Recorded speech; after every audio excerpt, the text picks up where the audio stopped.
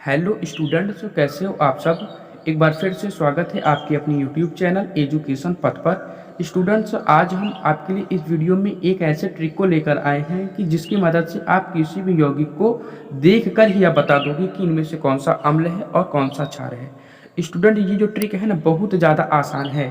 बस आपको एक काम करना है, आपको वीडियो में अंत तक हमारे साथ बने रहना है, हमारी बात को ध्यान से सुनना है और इस ट्रिक को एक बार आपको देख लेना है। बस अगर आप इतना कर ले रहे हो तो आप देख के ही बता दोगे कि इनमें से कौन सा अम्ल है और कौन सा क्षार है। ज़्यादा आपको रटना नहीं है, ज़्यादा आपको याद नहीं करना है, बस आपको देखना है और देख के ही आप तुरंत 1 सेकंड के अंदर आप बता दोगे कि इनमें से कौन सा अम्ल है और कौन सा क्षार है। तो बस आइए हम उस वीडियो को शुरू करते हैं। तो सबसे पहले हम देखेंगे कि अम्ल पहचानने का जो ट्रिक है वो क्या है, फिर हम क्षार पहचानने का ट्रिक देखेंगे। तो ध्यान से समझो, अम्ल कैसे आप पहचानोगे। एकदम आसान सा है, आप ध्यान से समझना। देखो स्टूडेंट्स, अम्ल पहचानने का एकदम बेसिक सा ट्रिक ये है कि कोई भी आपका यौगिक है, उस यौगिक के जो मॉलिक्यूलर फार्मूला होता है ना, उस फार्मूले के अगर शुरुआत में हाइड्रोजन लगा है, शुरुआत में अगर H है, तो वो आपका अम्ल है। एकदम आसान सा। जैसे आपका HF हो गया ना, तो देखो ये भी जो है आपका अम्ल है। HF भी देखो आपका अम्ल है। हाइड्रोजन क्लोराइड, देखो इसका क्या नाम है, हाइड्रोक्लोरिक अम्ल है ना इसका। तो देखो इसकी शुरुआत में भी हाइड्रोजन है, तो ये भी क्या है, आपका एक अम्ल हो गया। HBr, इसमें भी देखो शुरुआत में आपका हाइड्रोजन लगा है ना H, तो ये भी आपका अम्ल हो गया। HI, ये भी आपका अम्ल है। देखो इस चीज में आपका शुरुआत में H लगा है, वो आपका अम्ल है। एकदम आसान सा ट्रिक। इसी प्रकार आप आगे देखो, आपका H2S हो गया ना, इसमें भी देखो ये भी आपका अम्ल ही है। आपका H2O वाटर होता है ना, ये जल है ना, इतना आपको पता ही होगा।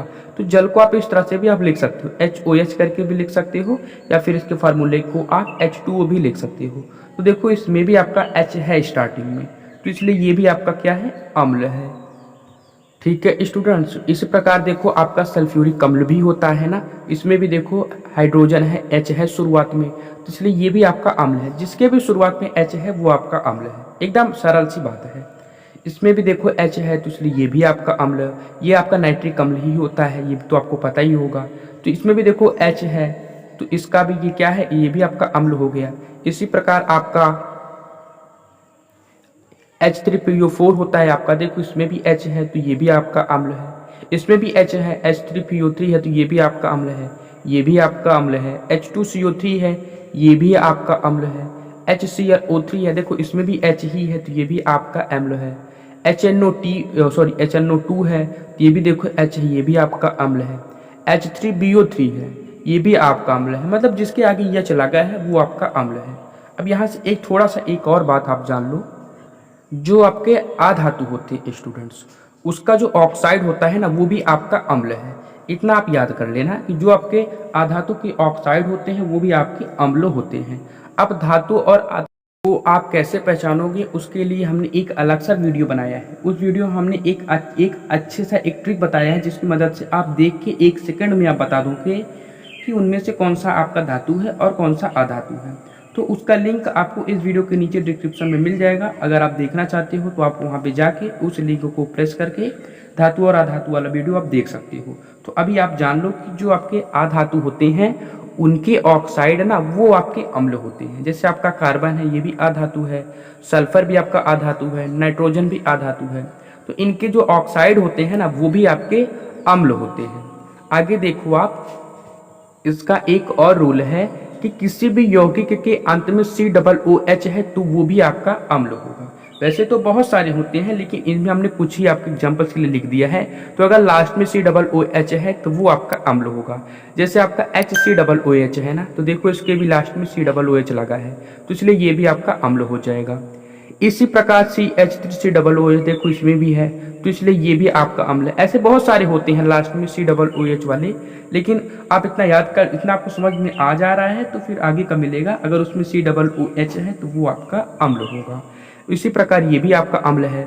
C3H7COOH, देखो इसमें भी COOH है, तो इसी प्रकार ये भी आपका अम्ल है। तो मतलब अम्ल का आपने 3 चीजें आपने पढ़ी कि अगर शुरुआत में H है, कोई यौगिक है, अगर उसमें शुरुआत में H, कोई यौगिक की शुरुआत में H है, तो वो आपका अम्ल होगा। दूसरा आपने पढ़ा कि जो आपके अधातु के ऑक्साइड हैं वो आपके अम्ल होते हैं, और अगर कोई यौगिक के लास्ट में COOH है तो वो आपके अम्ल होंगे। ये 3 चीज़ें आपने पढ़ी है। अब आप देखो कि क्षार पहचानने का ट्रिक क्या है, मतलब आप क्षार को कैसे पहचानोगे। तो स्टूडेंट्स देखो, आप क्षार का भी जो ट्रिक है ना वो भी एकदम आसान है। इसमें आपको क्या देखना है कि कोई यौगिक है, उस यौगिक के लास्ट में अगर OH है तो वो आपका क्षार होगा। जैसे देखो इसमें OH है ना लास्ट में, तो ये भी आपका क्षार हो गया। इसमें भी देखो OH है तो ये भी आपका क्षार है, ये भी आपका क्षार है। इसमें भी देखो OH है, ये भी आपका क्षार है। इसमें भी देखो लास्ट में OH है, ये भी आपका क्षार है, ये भी आपका क्षार ही है। इसमें भी OH है, ये भी आपका क्षार है। इसी तरह ये भी, ये सभी क्या है, आपके क्षार है। देखो इन सभी के लास्ट में OH है तो इसलिए ये सभी आपके क्षार हैं। दूसरा इसमें क्या ट्रिक है कि जो आपके धातु होते हैं उसके ऑक्साइड आपके क्षार कहलाते हैं। तभी आपने क्या पढ़ा था थोड़ी देर पहले कि जो आपके अधातु थे उसके ऑक्साइड आपके अम्ल होते हैं, लेकिन धातु के ऑक्साइड क्षार होते हैं। जैसे आपका CaO, तो ये क्या है, ऑक्साइड है, कैल्शियम ऑक्साइड, तो ये भी क्या है, आपका क्षार है। Cu2O, देखो कॉपर आपका धातु है तो कॉपर का ऑक्साइड क्या हो जाएगा, आपका क्षार हो जाएगा। एल्यूमिनियम आपका धातु है, मैग्नीशियम भी है आपका। देखो इन सभी के जो लिस्ट लास्ट में जिसके भी जो भी आपके ऑक्साइड है, ये आपका Ba है ना, बेरियम है ना, उसके बाद लिथियम है, ये सभी आपके धातु हैं। सोडियम हो गया आपका, उसके बाद आपका पोटेशियम हो गया, रुबिडियम हो गया, आयरन हो गया, क्रोमियम हो गया, टाइटेनियम हो गया, वेनेडियम हो गया, ये सभी क्या है, आपके धातु हैं। और ये सब क्या है, धातु के ऑक्साइड हैं। तो जो धातु के ऑक्साइड होते हैं ना स्टूडेंट, ये क्या होते हैं, आपके धातु के ऑक्साइड होते हैं आपके क्षार। तो आपने क्या क्या यहाँ पे पढ़ा कि अम्ल आप कैसे पहचानोगे, अगर कोई यौगिक है उसकी शुरुआत में हाइड्रोजन लगा है, या फिर अधातु का ऑक्साइड है, या फिर उस यौगिक के लास्ट में COOH है तो वो आपका अम्ल होगा। अगर कोई यौगिक है उसके लास्ट में OH है तो वो आपका क्षार होगा। अगर कोई यौगिक है उसका वो अगर धातु का ऑक्साइड है तो वो क्या हो जाएगा, आपका क्षार होगा। तो ये आपने कुल 5 चीजें पढ़ी है। एक आपने पढ़ा हाइड्रोजन के अगर आगे है तो वो आपका अम्ल, अगर जो है आपका अधातु का ऑक्साइड है तो वो आपका हो जाएगा अम्ल, अगर उसमें आपका कोई यौगिक है लास्ट में COOH है तो भी आपका अम्ल होगा, और अगर यौगिक के लास्ट में OH है तो वो आपका क्षार होगा, या फिर धातु का ऑक्साइड है तो क्षार होगा। इतनी चीजें अगर आप पढ़ ले रहे हो स्टूडेंट, ये बहुत ज़्यादा सरल है। बस आपको एक बार इसको देख लेना है, एक बार आपको रिवाइज कर लेना है, तो आप पक्का आप अपने पेपर में काफ़ी हद तक अचीव कर लोगे।